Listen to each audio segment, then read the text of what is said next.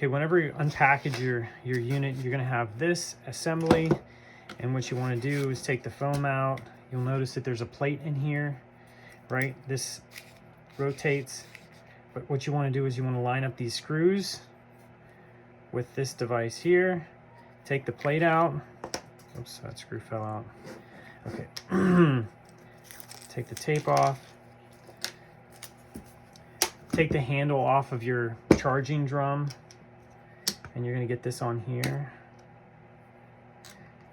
You're gonna use a number 3 Allen wrench.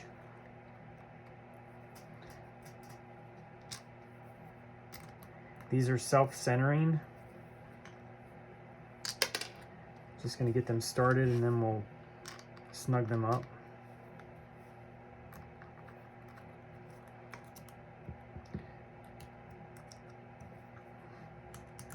So we're just gonna snug it up. We're not gonna tighten it really bad. Okay, so now you're gonna take this charging drum and it's gonna be in this direction. Okay, and you're going to take a number 4 Allen screw and Allen wrench and unscrew just these 2 screws. This comes off like that. Now you should be able to just set that down in there and you'll feel it go and locate into the slots. So just make sure that this travels its full distance. It doesn't matter which position you have it in now. We're gonna just put this back on. Number 4 Allen wrench.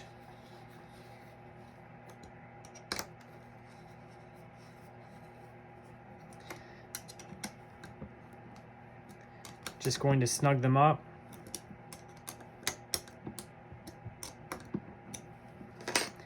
Okay, and now that's installed.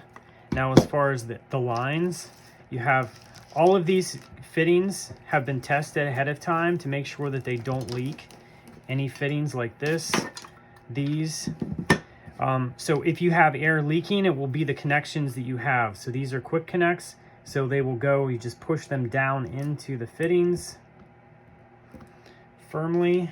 And then you have these on your pedal. These 2 lines will be these. And depending on what type of pedal you have and which direction you want it to be in. So these just get pushed in there.